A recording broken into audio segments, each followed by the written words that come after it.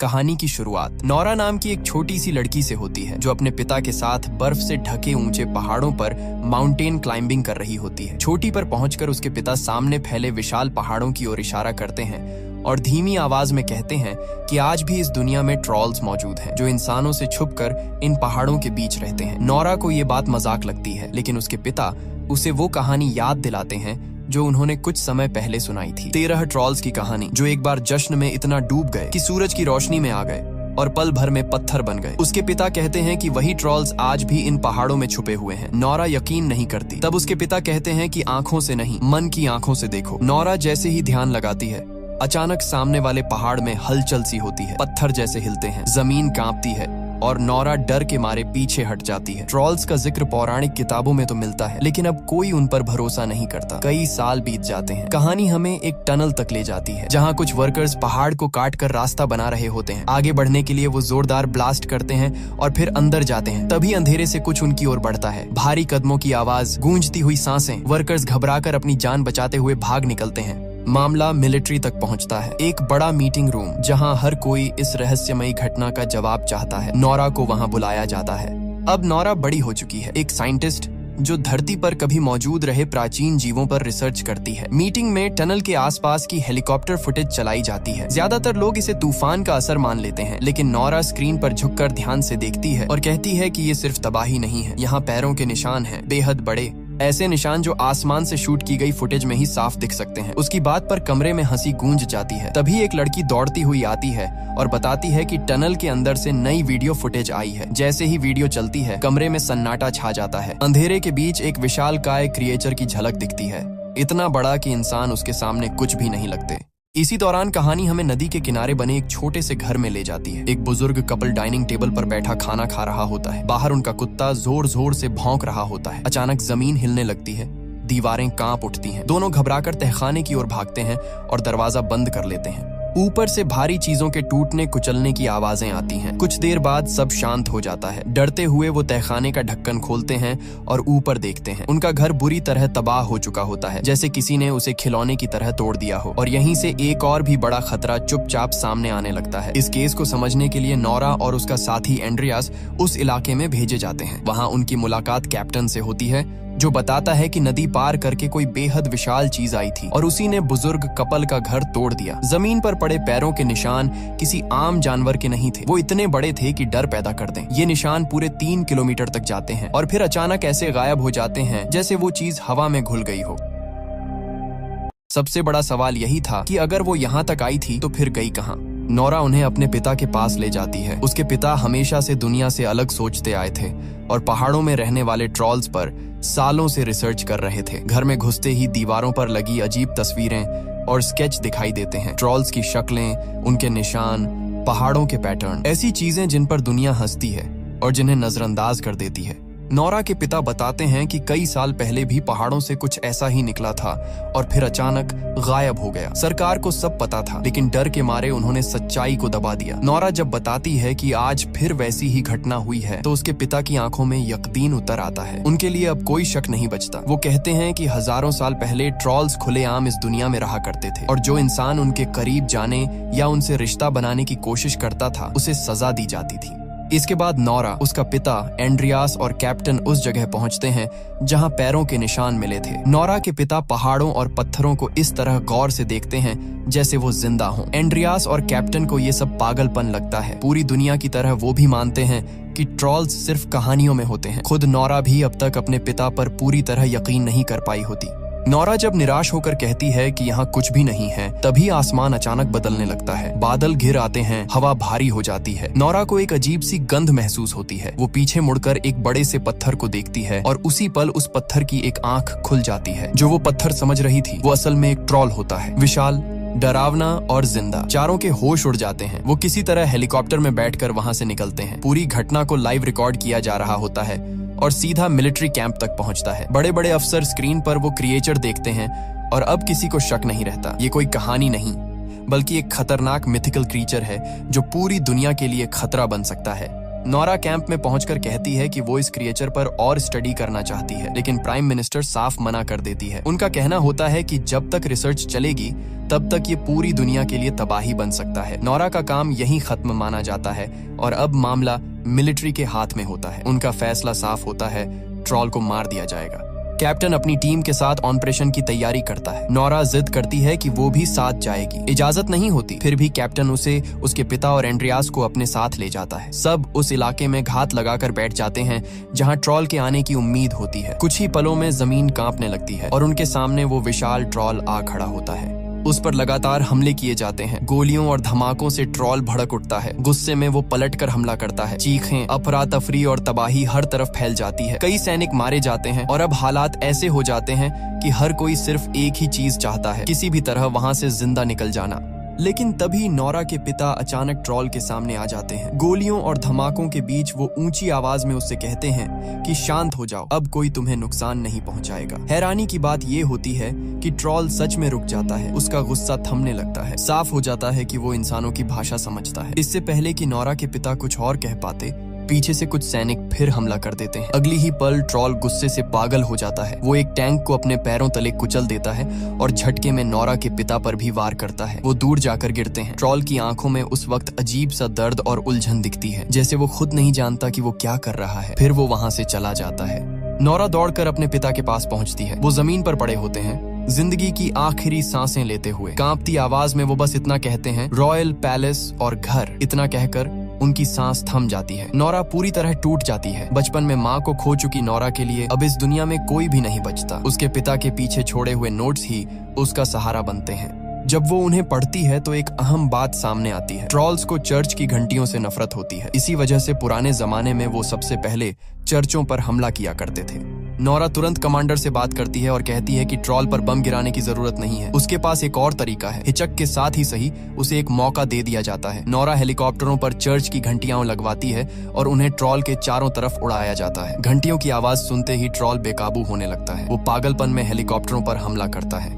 इस अफरा तफरी में एक बच्चे की जान जाते जाते बचती है। सबको लगता है कि अब सब खत्म है, लेकिन अगले ही पल ट्रॉल उस बच्चे को पकड़कर सुरक्षित जमीन पर रख देता है। ये देखकर पूरी दुनिया सन्न रह जाती है। उसी दौरान ट्रॉल की नजर उस हेलीकॉप्टर पर पड़ती है जिसमें नोरा होती है। कुछ पल वो उसे देखता है और फिर चुपचाप वहां से चला जाता है। ऑपरेशन नाकाम मान लिया जाता है। नोरा को मिशन से हटा दिया जाता है और फैसला होता है कि अब ट्रॉल पर भारी मिसाइलें दागी जाएंगी। पूरे शहर को खाली करवाने की तैयारी शुरू हो जाती है। नोरा समझ नहीं पाती कि अब क्या करे। तभी उसे अपने पिता के आखिरी शब्द याद आते हैं, रॉयल पैलेस। उसे यकीन हो जाता है कि ट्रॉल वहीं जाएगा। बिना समय गंवाए वो एंड्रियास के साथ सीधे किंग पैलेस की ओर निकल पड़ती है। किंग पैलेस पहुंचते ही नोरा की मुलाकात किंग के चीफ मिनिस्टर से होती है। नोरा उसे चेतावनी देती है कि ट्रॉल यहाँ हमला कर सकता है और अगर ऐसा हुआ तो उसके पीछे कोई बहुत बड़ी वजह होगी। चीफ मिनिस्टर एक पुरानी बात बताता है जो पौराणिक किताबों में दबी हुई है। कहा जाता है कि अगर किसी राजा का महल किसी दूसरे राजा के घर के ऊपर बना हो तो वो जगह अपशकुन बन जाती है। जहां आज किंग पैलेस खड़ा है वहां कभी ट्रॉल्स का घर हुआ करता था। वो पहाड़ों के असली राजा थे, लेकिन इंसानों के राजा ने अपने महल के लिए उन सबको मरवा दिया। बस एक ट्रॉल का बच्चा जिंदा छोड़ दिया गया, जिसे बहुत दूर अंधेरे पहाड़ों में भेज दिया गया। अब जो ट्रॉल वापस लौटा है शायद वही बच्चा है जो सैकड़ों सालों की नींद के बाद जागा है और अपने घर लौटने आया है। इसके बाद चीफ मिनिस्टर उन्हें एक खुफिया जगह पर ले जाता है। वहाँ विशाल कंकाल रखे होते हैं, ट्रॉल्स के कंकाल जिन्हें सदियों पहले मार दिया गया था। साफ हो जाता है कि रॉयल फैमिली को शुरू से सब पता था, लेकिन सच को हमेशा दुनिया से छुपाया गया। नोरा एक कंकाल की हड्डी पर यूवी टॉर्च की रोशनी डालती है। देखते ही वो हिस्सा धीरे धीरे पत्थर का बन जाता है। उसी पल उसे अपने बचपन की वो कहानी याद आती है, 13 ट्रॉल्स की कहानी जो सूरज की रोशनी में आकर पत्थर बन गए थे। अब नोरा समझ जाती है कि ट्रॉल को रोका कैसे जा सकता है। वो तुरंत कैप्टन को कॉल करती है और बताती है कि अब उसे रास्ता मिल गया है। ट्रॉल को हराने के लिए बहुत बड़े यूवी लाइट सिस्टम की जरूरत होगी और उसे खुले में लाना होगा। कोई भी मिसाइल्स का इस्तेमाल नहीं चाहता क्योंकि उससे पूरा इलाका तबाह हो सकता है। ट्रॉल को अपनी तरफ खींचने के लिए नोरा एक बड़ा रिस्क लेती है। वो अपने साथियों के साथ एक गाड़ी में ट्रॉल का कंकाल बांध देती है। ट्रॉल उसे महसूस करता है और उनकी गाड़ी का पीछा करने लगता है, लेकिन जैसे ही नोरा गाड़ी रोकती है वो कंकाल नीचे गिर जाता है। ट्रॉल उसे उठाता है उसे देखता है और अचानक भावुक हो जाता है। वो समझ जाता है कि अब इस दुनिया में उसका कोई भी नहीं बचा। उसी भावुक पल में कंकाल उसके हाथ से फिसल जाता है और टूटकर चकनाचूर हो जाता है। दर्द और गुस्से से भरा ट्रॉल दहाड़ मारता है और नोरा की गाड़ी के पीछे दौड़ पड़ता है। नोरा पूरी ताकत से गाड़ी भगाती है। उधर मिसाइल लॉन्च का वक्त आ चुका होता है। एंड्रियास की एक दोस्त उसी डिपार्टमेंट में होती है जहां से मिसाइल छोड़ी जानी होती है। एंड्रियास उससे सिस्टम को हैक करके जैम करने को कहता है। वो ऐसा कर देती है। बटन दबाया जाता है लेकिन मिसाइल एक्टिवेट नहीं होती। इधर नोरा और एंड्रियास ट्रॉल से जान बचाकर भागते हुए उस जगह पहुंच जाते हैं जहां कैप्टन अपनी टीम और यूवी लाइट मशीनों के साथ इंतजार कर रहा होता है। ट्रॉल उनकी गाड़ी पर हमला करता है लेकिन दोनों वक्त रहते कूदकर अपनी जान बचा लेते हैं। मिलिट्री अफसरों को पता चल जाता है कि सिस्टम हैक किया गया है। वो दोबारा सिस्टम चालू करते हैं और मिसाइल छोड़ने की तैयारी होती है। लेकिन जब कमांडर को एहसास होता है कि ट्रॉल के आसपास अपने ही सैनिक हैं, तो वो आखिरी पल में हमला रोक देता है। अब नोरा, कैप्टन, एंड्रियास और सैनिक मिलकर यूवी मशीनों से निकलने वाली तेज अल्ट्रावायलेट किरणें ट्रॉल पर डालना शुरू कर देते हैं। ट्रॉल का शरीर धीरे धीरे पत्थर में बदलने लगता है। वो दर्द से चीखता है। पूरा इलाका उसकी आवाज से कांप उठता है। उसी पल नोरा को एहसास होता है कि जो हो रहा है वो गलत है। जिस कुदरत ने इंसान को बनाया, उसी कुदरत ने ट्रॉल्स को भी बनाया था। ट्रॉल्स कभी इंसानों के लिए खतरा नहीं थे, फिर भी इंसानों ने उन्हें मिटा दिया। नोरा अचानक मशीनें बंद कर देती है और ट्रॉल के सामने खड़ी हो जाती है। वो चिल्लाकर उससे कहती है कि यहाँ से चला जाओ, फिर से अंधेरों में कहीं खो जाओ, नहीं तो इंसान तुम्हें मार देंगे। ट्रॉल उसकी बात समझ रहा होता है और कुछ पल के लिए सब कुछ थम सा जाता है। लेकिन इससे पहले कि ट्रॉल कुछ करता, आसमान में सूरज की पहली किरणें फैलने लगती हैं। वही रोशनी, वही अल्ट्रावायलेट रेज जो उसके लिए जहर से कम नहीं थी, सीधे उसके शरीर पर पड़ती है। ट्रॉल दर्द से कराहता है। उसका विशाल शरीर धीरे धीरे सख्त होने लगता है और कुछ ही पलों में वो पूरी तरह पत्थर का बनकर जमीन पर गिर जाता है। सदियों से भटका हुआ वो प्राणी यहीं शांत हो जाता है और इसी के साथ ट्रॉल का अंत हो जाता है। इसके बाद प्राइम मिनिस्टर नोरा के पास आती है और ठंडे लहजे में कहती है कि उसके पिता की सारी कहानियां सिर्फ अफवाहें थीं। लेकिन नोरा और एंड्रियास के लिए ये किसी जीत जैसा नहीं होता। ट्रॉल की मौत उन्हें भारी लगती है। एंड्रियास, जो हमेशा सरकार के लिए काम करता आया था, अंदर से टूट चुका होता है। वो अपनी नौकरी छोड़ने का फैसला करता है क्योंकि वो अब सच लिखना चाहता है, एक राइटर बनना चाहता है। वो नोरा के साथ वहां से निकल पड़ता है। हम उस मोड़ पर पहुंचते हैं जहां पार्ट 1 खत्म हुआ था, लेकिन अब पार्ट 2 की कहानी थोड़ी अलग दिशा लेने वाली है और राज भी पुराने से कहीं ज्यादा खतरनाक है।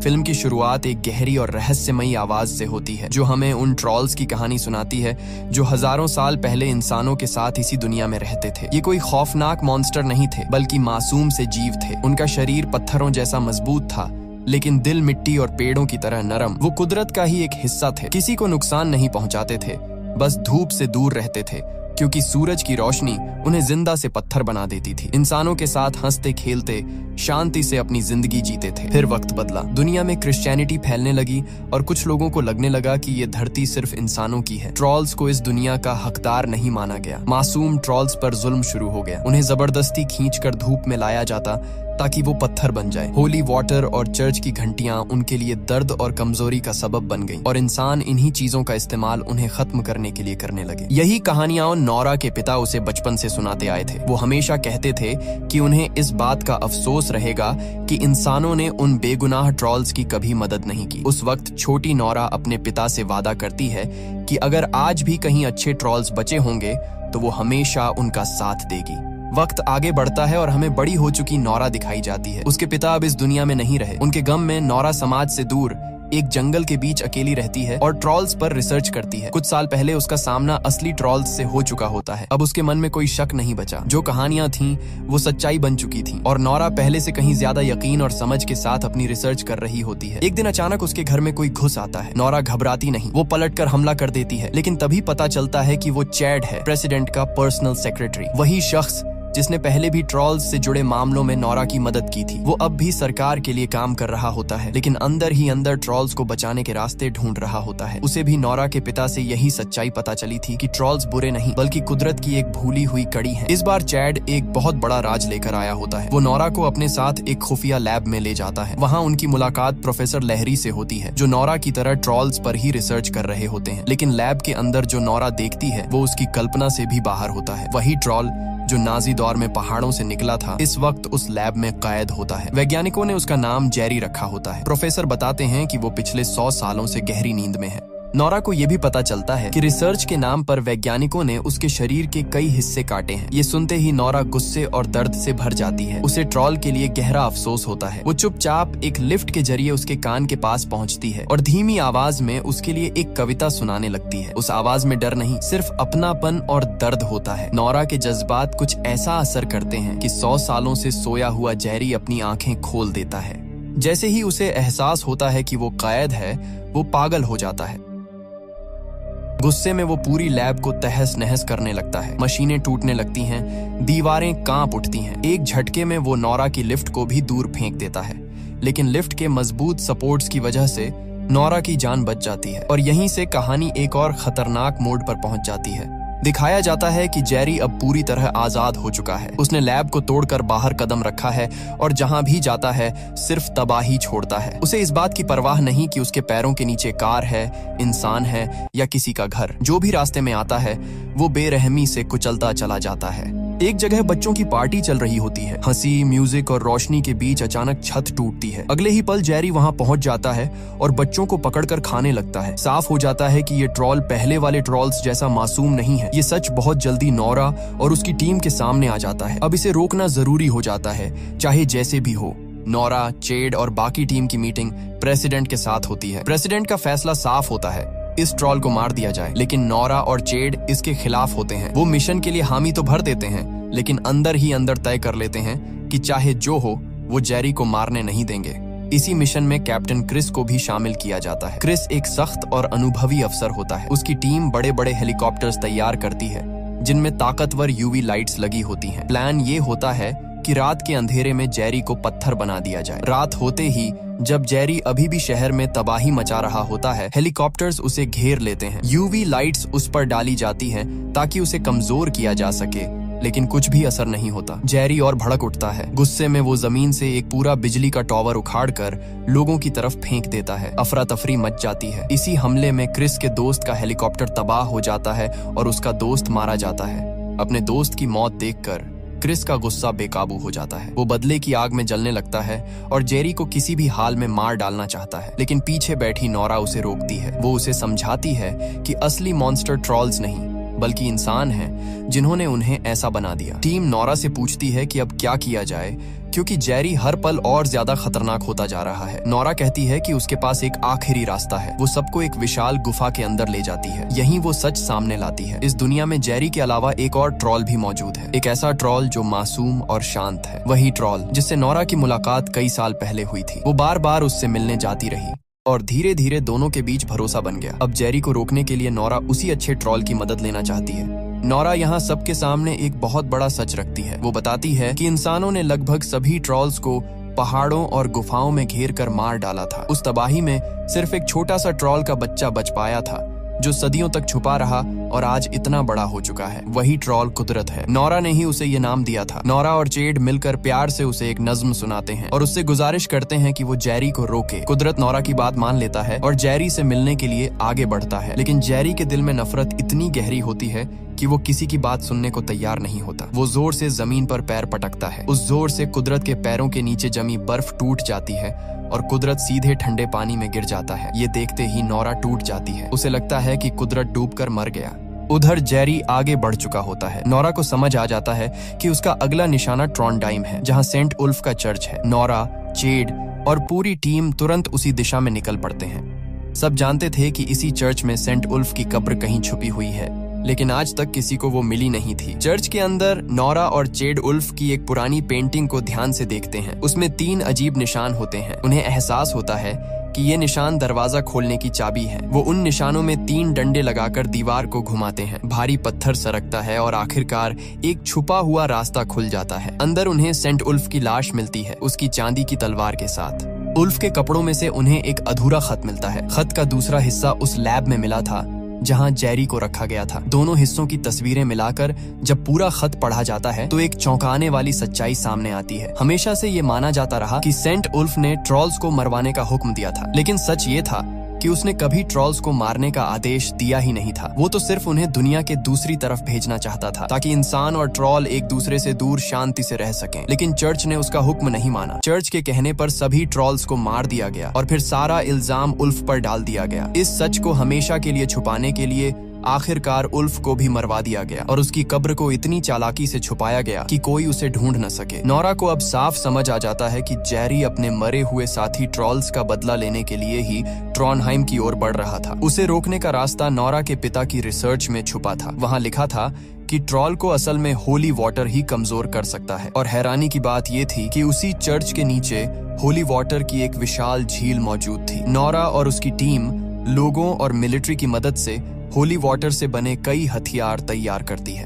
रात होते ही जब जेरी शहर में दाखिल होता है, सबसे पहले चर्च की घंटियां बजाई जाती हैं। उनकी आवाज से जेरी कमजोर पड़ने लगता है। इसके बाद उस पर होली वाटर से बने हथियार दागे जाते हैं, लेकिन नतीजा उल्टा निकलता है। जेरी को कोई खास नुकसान नहीं होता, बल्कि वो और ज्यादा गुस्से में आ जाता है और शहर में तबाही और तेज कर देता है। तभी हालात पूरी तरह बिगड़ने से पहले पानी से डूबा हुआ कुदरत अचानक वापस सामने आता है। उसे जिंदा देखकर नोरा की आंखों में खुशी लौट आती है। कुदरत जेरी को रोकने के लिए उसके सामने खड़ा हो जाता है और शहर के बीचों बीच दोनों ट्रॉल्स के बीच भयानक लड़ाई शुरू हो जाती है। इसी दौरान नोरा की टीम को एहसास होता है कि जेरी को पूरी तरह खत्म करने के लिए होली वाटर उसके शरीर पर नहीं बल्कि सीधे उसके दिल तक पहुंचाना होगा। समस्या ये थी कि उनके पास अब सिर्फ एक ही होली वाटर बॉम्ब बचा था। जेरी लगातार हिल रहा था। उसके मुंह के अंदर सही निशाना लगाना लगभग नामुमकिन लग रहा था। उसी पल चेड एक बड़ा फैसला लेता है। वो खुद को कुर्बान करने का मन बना लेता है। वो तय करता है कि होली वाटर बॉम्ब को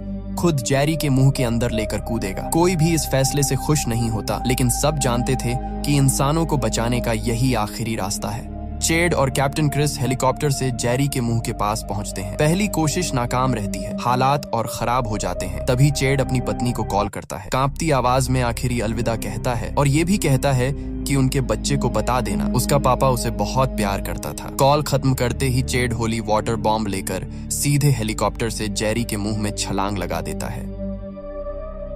जोरदार धमाका होता है। रोशनी जेरी के सीने के अंदर तक फैल जाती है। उसका शरीर अंदर से टूटने लगता है। उसी पल कुदरत पीछे से अपना हाथ जेरी के सीने में डालता है और उसका दिल निकालकर दूर फेंक देता है। जेरी वहीं गिर पड़ता है। लड़ाई खत्म हो जाती है। इंसान जीत जाते हैं, लेकिन इस जीत की कीमत बहुत भारी होती है। नोरा और पूरी टीम चेड की मौत से टूट जाती है। फिर भी एक सच्चाई सबके सामने होती है।